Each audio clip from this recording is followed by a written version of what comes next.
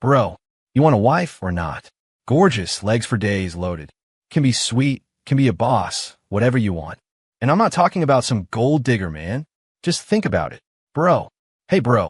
I pounded on the bathroom door of our dorm room, shouting the same lines I'd been repeating since yesterday.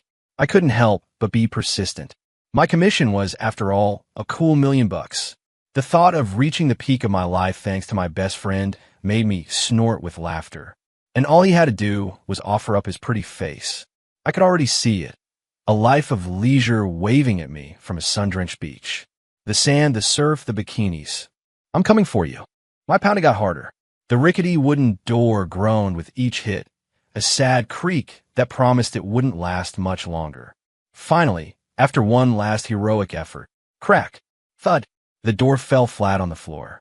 For a split second, Mason and I just stared at each other, twin expressions of bewilderment on our faces. I was momentarily stunned that the door was actually that flimsy. Then instinct kicked in. I bolted. You never stick around when things break in a college dorm. Now, hearing the roar from the bathroom, I felt a twinge of embarrassment and rubbed my nose. Who knew the door was that fragile? Just as he lunged at me, his fist aimed squarely for my face, I dropped to my knees. I surrender. It's my fault. Don't hit the money maker. It was a code between us. No good friend could stay mad after that.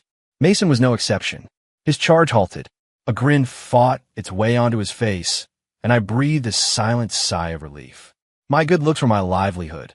A black eye would be a serious financial setback. Ahem. All right, you can get up, you idiot. Thanks, boss. I scrambled to my feet, not missing a beat. My mission was still front and center. So, Godfather, you want a wife or not? This whole mess started yesterday. I was waiting by the main gate of campus to pick up my dear godson, Mason Cole, when I saw her.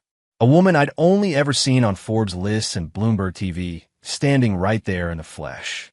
Victoria Cole, heiress to one of New York's biggest old money fortunes and the public face of the Cole Corporation.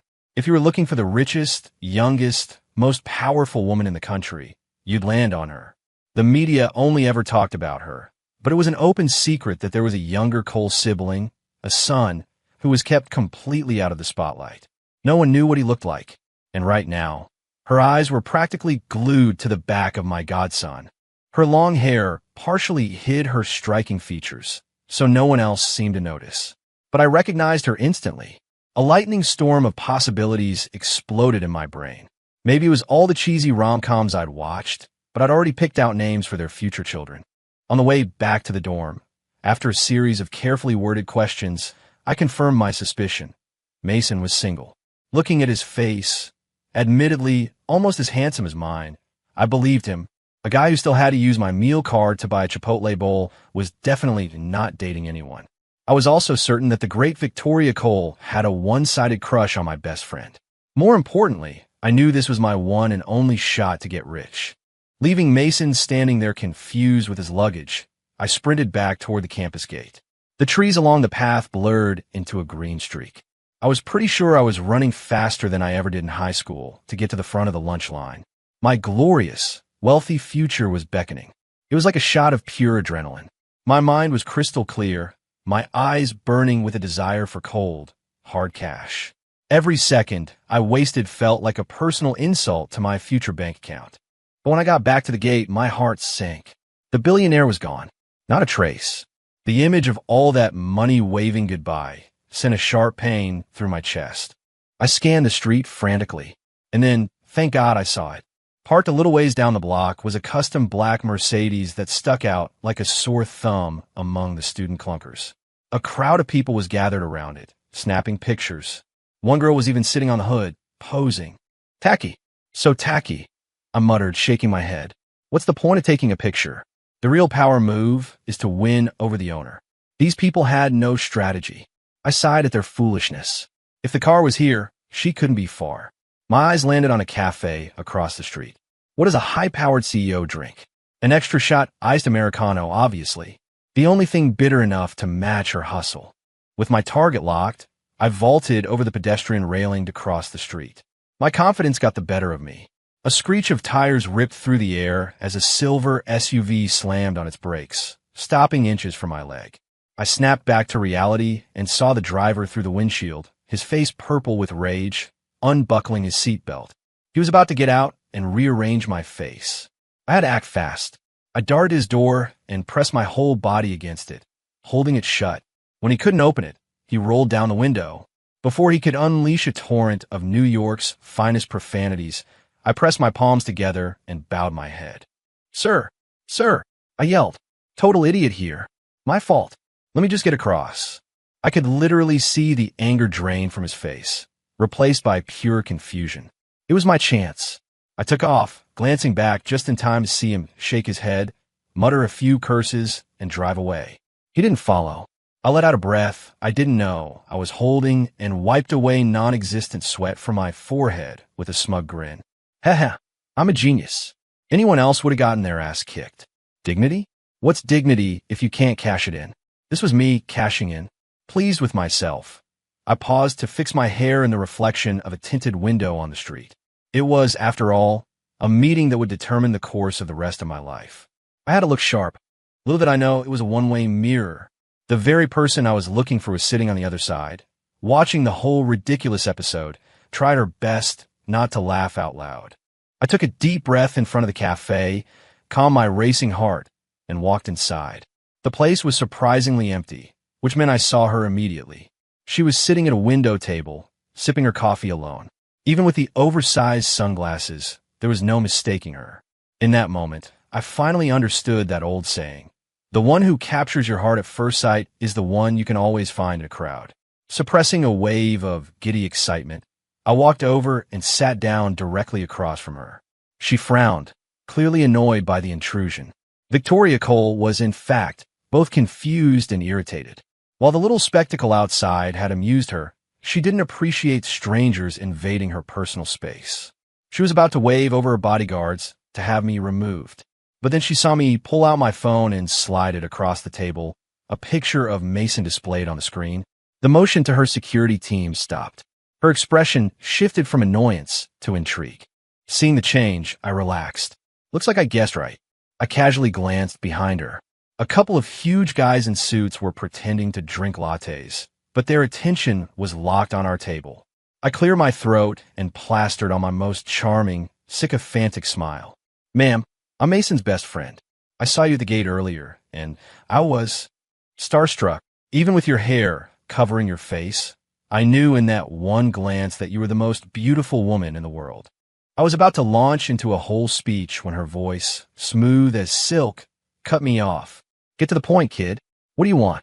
She took a delicate sip of her coffee. I could hear the amusement in her tone. See? I thought smugly. No woman can resist a good compliment. I didn't let my triumph show. I leaned forward conspiratorially, gesturing for her to lean in too. As she did, her eyes filled with curiosity, I finally delivered my pitch. Ma'am, I can help you win the man of your dreams. The moment the words left my mouth, she choked, spraying a mouthful of iced coffee directly into my face. Caught completely off guard, I recoiled, fumbling for napkins to wipe myself down while staring at her in confusion. Oh my God, I'm so sorry, kid, she said, though she looked more flustered than apologetic. She awkwardly took another sip of her coffee and looked up at me. The man of my dreams? She asked, her eyes searching mine. Suddenly, I was confused too. Had I gotten it all wrong? Yeah, I stammered. Mason Cole. PFFFD. Another spray of coffee hit my face. This time, I was annoyed, but the vision of sand, sun, and bikinis forced a pained smile onto my lips. She made no attempt to apologize this time. Instead, she was clutching her stomach, laughing. This only made me more confused. I looked behind me. Was there something funny on the wall? Seeing her laugh so hard, I didn't know what else to do, so I just started laughing along with her. For the rest of my life, I will endure. I will endure this. I chanted to myself. Victoria was having the time of her life, watching the goofy kid across from her chuckle nervously. She originally thought he'd somehow figured out she was Mason's sister and was coming over to say hi. But to think he'd mistaken her interest for a crush on her own brother. It was hilarious. And as funny as it was, she found herself genuinely interested in this silly, audacious kid. An entirely new idea began to form in her mind. She was only dropping her brother off at school because her parents were hounding her about getting married. Her original plan was to just go along with whatever blind dates they set up, but now, the young man sitting in front of her seemed like a much better option. After a moment, her laughter subsided. She propped her chin on her hands, leaning on the table, and gave me a playful look. "Kid, do you know who I am?" At this, I nodded eagerly. "You're Victoria Cole, the head of the Cole Corporation. You're on Bloomberg all the time." As I spoke, my voice grew more and more excited. Watching me rattle off her accomplishments, she started to think I was some kind of admirer, and her gaze softened. Little did she know, I just crammed all of this from a quick Google search on my way over. This only solidified the plan in her mind.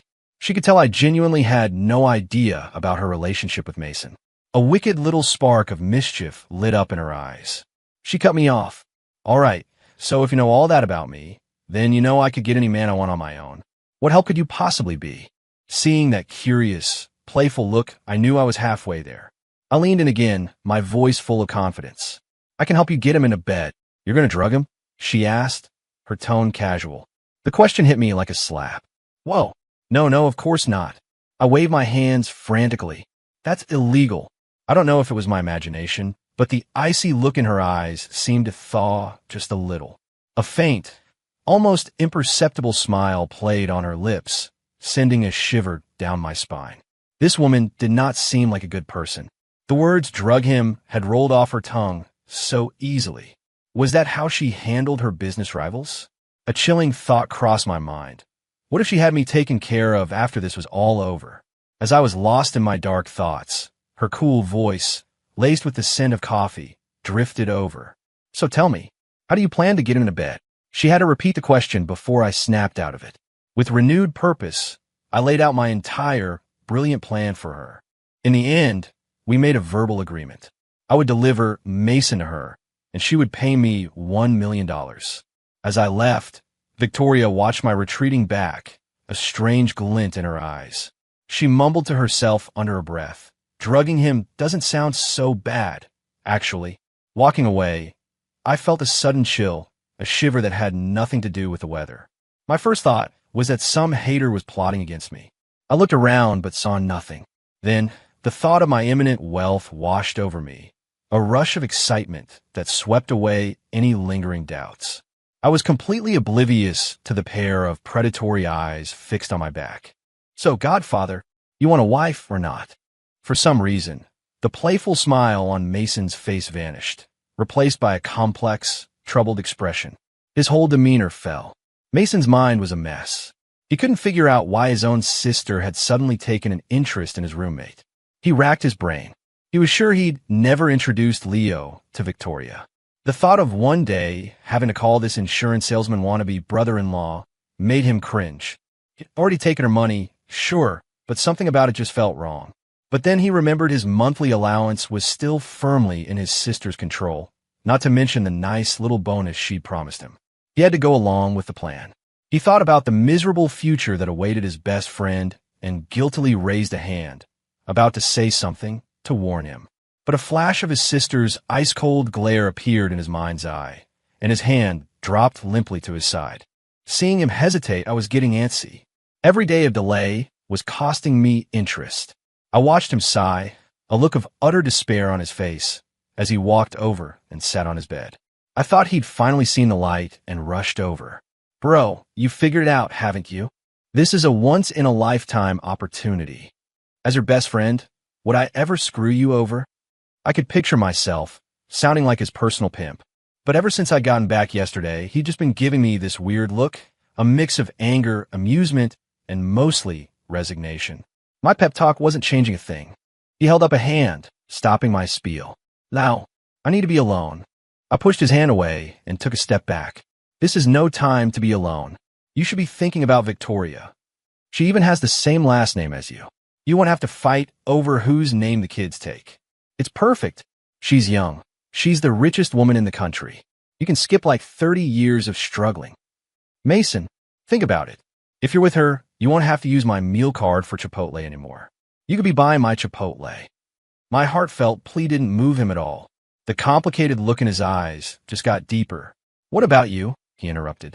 "Why don't you consider going for it yourself?" I scoffed. "Are you kidding? Once I sell you off, I'm going to date at least 2 models. Seeing his confused expression, I realized my Freudian slip and quickly corrected myself. I mean, help you out. I'll help you out. And when I'm rich, bro, I'll totally set you up with someone. Now he was the one giving me a funny look, a smirk playing on his lips. You can save it. If you manage to find someone for yourself, I'll be impressed. Just as I was about to argue, Mason held up a hand for silence. I'm going to sleep. We'll talk tomorrow. He flopped down on his bed and closed his eyes. Tomorrow? The word sent a jolt of panic through me. A chance to get rich overnight could disappear in a flash. What if the billionaire changed her mind? But no matter what I said after that, he didn't respond. He even started snoring. I knew he was faking it. The guy never snores. But there was nothing I could do. I couldn't exactly drag him out of bed. I kept talking for another half hour, but he remained completely still. Finally, exhausted, I gave up. Fine, tomorrow it is. I just hoped it wouldn't be too late. But when I woke up the next morning, ready to resume my grand persuasion campaign, I turned to his bed and found it empty. The sheets were neatly made, but Mason was gone. At first, I figured he'd just gone to grab breakfast. But when noon rolled around and there was still no sign of him, I started to feel a sense of dread. I tried calling his phone. It rang and rang, but no one picked up. That's when it hit me. The bastard had run away. I could see my beautiful, carefree life slipping through my fingers. The pain was immense. My money. My sweet, sweet money. The scene from that movie, the one where the guy cries in the snow, flashed through my mind. I finally understood his pain. No, I wailed. Hello, darkness, my old friend. On the banks of the East River, a row of low-slung, modern townhouses stood in stark contrast to the towering skyscrapers of Manhattan behind them. Any one of these homes was a luxury the office workers in those towers could only dream of. The Cole family mansion was the crown jewel of the neighborhood, its sleek, minimalist design far surpassing the opulence of its neighbors. A massive, abstract sculpture carved from a single block of white marble sat brazenly on the front lawn, a silent testament to the family's extraordinary wealth. In the study, Mason watched his phone screen light up with Leo's name, then go dark. He held it up for the person across from him to see. Sis, are we really just going to ghost him for a few days? Victoria swirled the whiskey in her glass, her eyes holding the glint of a predator that spotted its prey. She took a sip. Patience. Just follow my plan. Mason looked at his sister's smug expression and felt a pang of regret. If her plan actually worked, he couldn't imagine how much his best friend was going to suffer. Ow, what are you doing? Before Mason could react, a sharp, stinging pain erupted on his forehead. Victoria had somehow crossed the room and flicked him hard. She seemed to have read his mind. If you dare tell him, she threatened, you're dead. Without waiting for a response, she turned and walked out of the study, leaving Mason alone, clutching his head in agony. As her footsteps faded, Mason finally came to his senses. The memory of Victoria's chilling glare extinguished the last spark of loyalty in his heart. Better him than me. Don't worry, bro, Mason muttered to himself. When you die, I'll visit your grave every year. Then he remembered the phone call from 2 days ago, when he'd sold out his best friend to his sister for a measly 10 grand. He felt a surge of regret and smacked himself in the face a couple of times. I'm such a piece of crap. Only 10 grand? I should have asked for way more.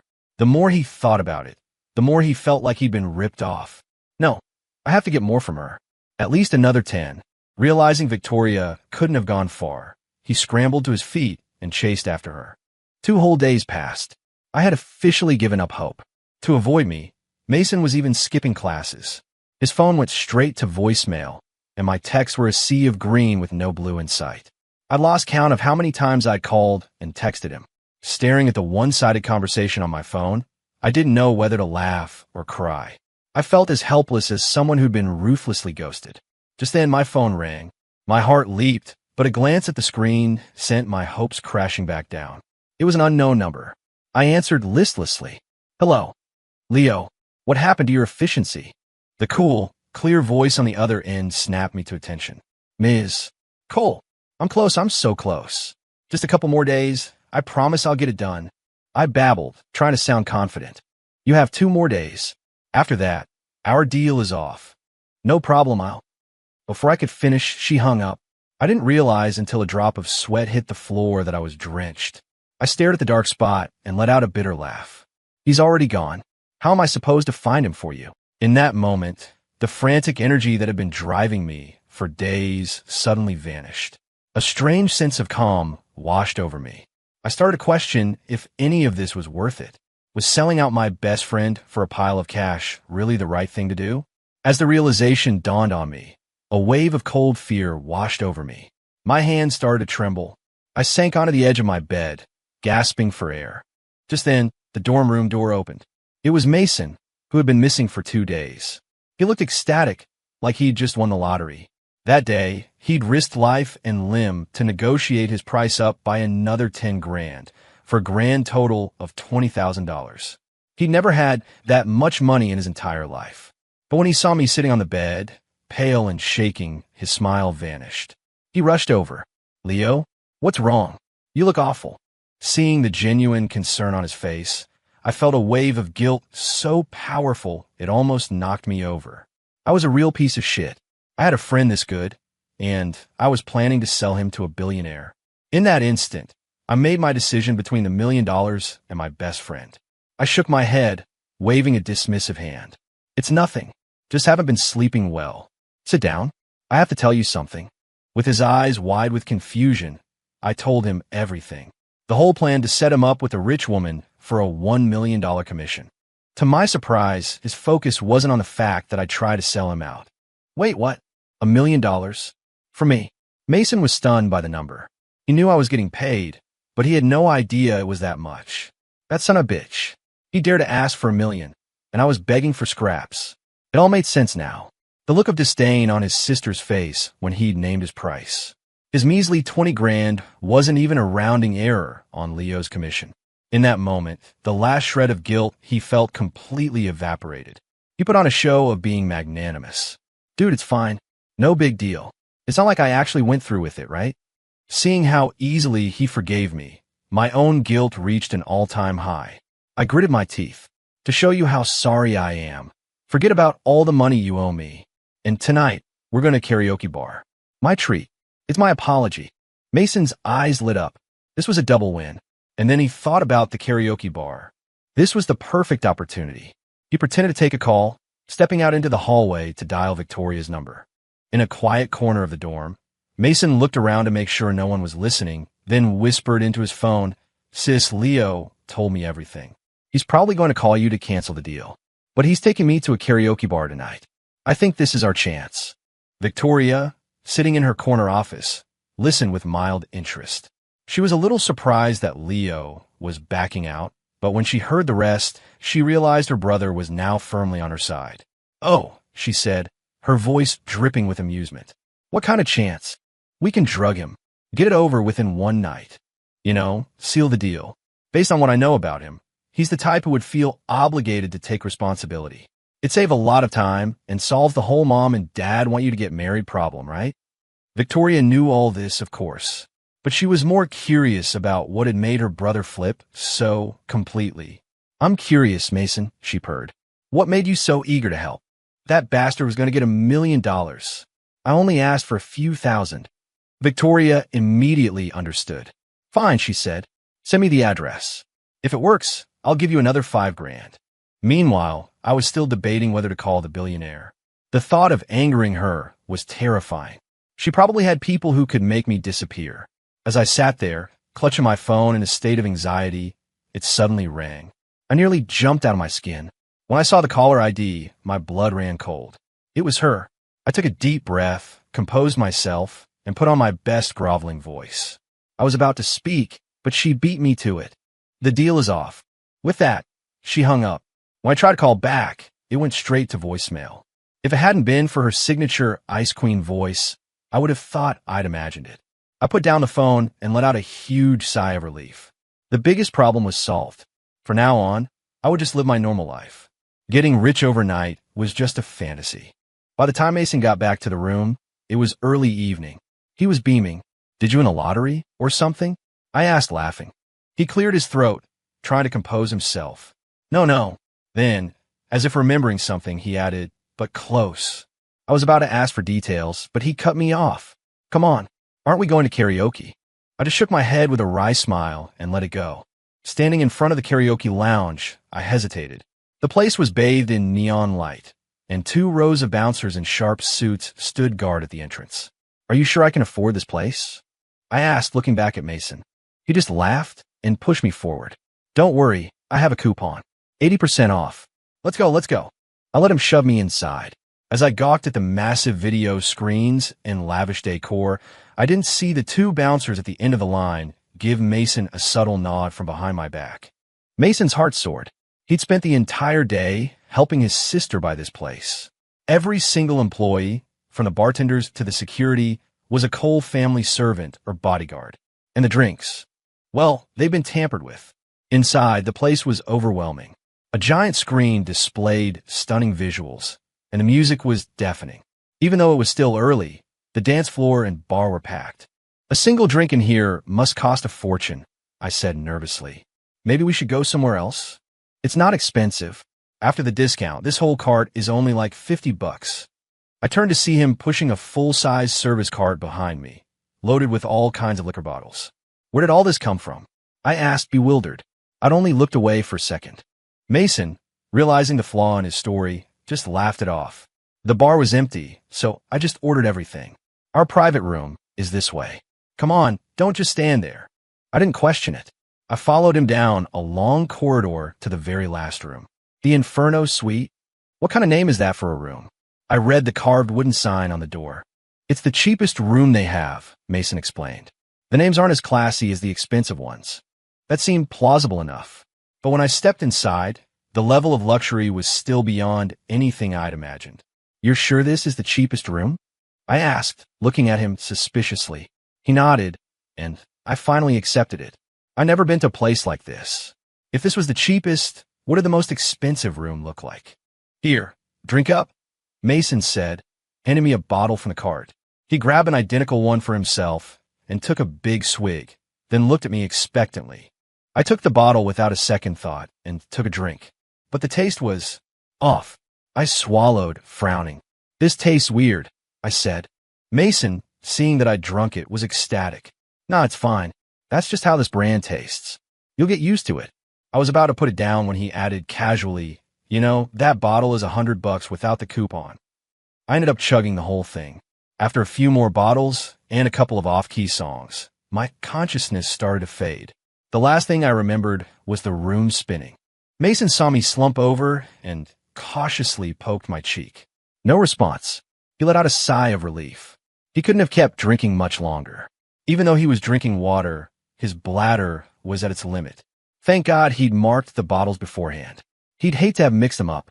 It wasn't a knockout drug, but it was a potent aphrodisiac. He waited a few minutes, then pulled out his phone and sent a text to Victoria. She arrived shortly after. Seeing my face flushed red like a cooked lobster, she looked at Mason quizzically. He understood her unspoken question. "I didn't drug him," he explained. "Just spiked his drink with something extra." Victoria nodded and motioned for her men to carry me out. Mason, seeing that his sister was about to leave without paying him, cleared his throat and started rubbing his thumb and index finger together. Victoria knew exactly what he meant. She transferred the money with a tap on her phone, gave a little wave, and had her men escort me away. Watching his bank balance jump from 3 digits to 6, Mason looked at my unconscious form being carried away and said, "I'll be sure to thank you." Brother-in-law. Guilt? Not a chance. Only when the money was in his account did he realize how sweet it was to sell his best friend to a billionaire, especially when that billionaire was his own sister. Keep it in the family, right? The next morning, I rubbed my eyes. The room was completely unfamiliar, nothing like my dorm. A jolt of panic shot through me, and my brain instantly went into overdrive. Kidnapped, robbed, assaulted. The words screamed in my head. I stiffly turned my head to the other side of the bed. Sure enough, there was a lump under the covers. There was someone else here. I took a deep breath. "Stay calm, Leo. Stay calm." Slowly, I reached out and started to pull back the blanket. "Please be a woman. Please be a woman," I chanted in my head. A cascade of long, dark hair spilled onto the pillow. I let out a sigh of relief. At least my virtue was intact. I swallowed hard and continued my mantra. "Please be young. Please be young." A smooth, clear forehead appeared. I relaxed a little more, but when the entire face was revealed, I shot up in bed as if I'd been electrocuted. It was her, the billionaire. She seemed to still be asleep. I scrambled to grab my scattered clothes from the floor, planning my escape. The door was right there. I was about to take my first step toward freedom when a voice, cold enough to freeze hell over, came from behind me. "And where do you think you're going?" I cursed Mason 1,000 times in my head. That bastard. Why didn't he just take me back to the dorm? Right now, Mason was at home, sleeping soundly, cuddling several stacks of cash, completely unaware of the waking nightmare his best friend was currently facing. "Morning, Ms. Cole," I said, turning around with a stiff, pained smile. She rose from the bed without a shred of self-consciousness and started walking toward me. I quickly squeezed my eyes shut. Who knew what the punishment was for seeing something I wasn't supposed to see? "Open your eyes." I didn't dare. She repeated herself, her voice sharper this time. I said, "Open your eyes." When a woman that powerful gives you an order, you obey. I opened my eyes. A face so beautiful it was breathtaking was inches from mine. I swallowed hard and took a step back. That's when I noticed she'd already gotten dressed. Her clothes hugged a figure that was damn near perfect. A wave of dread washed over me as my body began to betray me. I clutched my bundle of clothes to my stomach, trying to hide my embarrassing predicament. Victoria seemed to notice. A sly, knowing smile spread across her face. She reached out and traced a finger lightly down my cheek. She gave me a look that was pure temptation. "Get dressed," she said. "I'll wait for you outside." Then she was gone, leaving me standing there, my world completely upended. That one look had said nothing and everything all at once. What could I do? It's not like I could run. After I got dressed, I found her outside, sipping a coffee. She looked me up and down, a critical, appraising gaze that made me squirm. After what felt like an eternity, her inspection finally ended. "You have your ID?" I didn't know what she was planning, but I nodded meekly. "Come with me." She didn't wait for an answer, just started walking. I followed behind her in a daze. Before I knew it, we were standing in front of City Hall. Seeing the official seal on the grand entrance, I finally snapped out of my stupor. "What are we doing here?" "Getting married, of course," she said, looking at me like I was an idiot. My eyes went wide. Seeing my reaction, Victoria seemed to think I was refusing. Her expression turned to ice. "You're not going to take responsibility?" My face flushed red. I'd seen the telltale spot of red on the sheets that morning. I knew it had been her first time. "No, it's not that. It's just, this is so fast. It's not that I don't want to." Hearing this, her expression softened. "We can talk about everything else later. Today, we'll get in a license." Fearing I might still back out, she grabbed my hand and pulled me straight to the counter. And just like that, I got married. Staring at the bright red marriage certificate in my hand, I couldn't believe it was real. I had married the billionaire. I didn't even remember signing my name. After we were official, Victoria took me straight to her family's mansion. To my complete shock, her parents didn't seem to have any objection to our flash wedding. They were incredibly warm and welcoming, as if they'd been expecting me all along. That night, after meeting her parents, I received my commission. Only this time, I wasn't selling my best friend. I was selling myself. Well, when in Rome. This was just another way to achieve my dream of a rich and glorious life. The bikini part of the dream, however, was probably off the table for good. I never thought I'd start out trying to sell my friend to a rich woman only to end up being her trophy husband. Looking at the woman sleeping soundly beside me, I thought for the first time that maybe this life wasn't so bad after all. I remember my doctor once telling me my stomach was weak and I could only handle soft food. I guess this is what he meant. The wedding was 10 days after we got the license. I was still trying to figure out how to invite my best friend when I saw him there at the ceremony. After it was over, I walked over to him, excited to talk, when I noticed the corsage pinned to his chest. He saw me looking and tried to pull it off, but it was too late. I'd already seen the 2 words printed on it in elegant script, "Brother of the bride." In that one heart-stopping moment, everything clicked into place. I kept muttering their names over and over. Mason Cole. Victoria Cole. Then I lunged, tackling him to the ground. "You son of a bitch. You were the Cole heir this whole time, and you pretended to be broke for years. You knew she was your sister, and you never said a word." Another realization hit me like a ton of bricks. I grabbed her by the collar. That night at the karaoke bar, you and your sister set me up, didn't you? Seeing that I'd figured it all out, Mason started yelling for his sister. Victoria, help me. She just glanced over, gave a little shrug, and walked away. His last hope was gone. He confessed everything. What? You sold me out for a few $1,000s. I yelled, my eyes wide with disbelief. Mason had the decency to look ashamed. Our family has this weird philosophy, he mumbled. Raise the son poor, spoil the daughter. I've never really had much money of my own. That's why I was always borrowing from you. As he spoke, he actually started to cry. I didn't care. The money, I roared. Where is it? In my bank account. Transfer it to me. What? What do you mean, what? I smacked him on the forehead. Under the threat of further violence, he reluctantly transferred his ill-gotten gains to my account. I watched over his shoulder to make sure he did it. This is outrageous. A brother-in-law robbing his own brother-in-law, he wailed. I just walked away, ignoring his cries. The victors don't care about the whining of the defeated. But his punishment didn't end there. When Victoria and I had our first kid, Mason became our built-in nanny. He had to help raise the baby, and I made it a point to regularly borrow money from him. My best friend truly shot himself in the foot. He ended up working for me for life. And me? I got my sun, my sand, and the bikinis in my head. Leo, where are you looking? Honey, it's not my fault.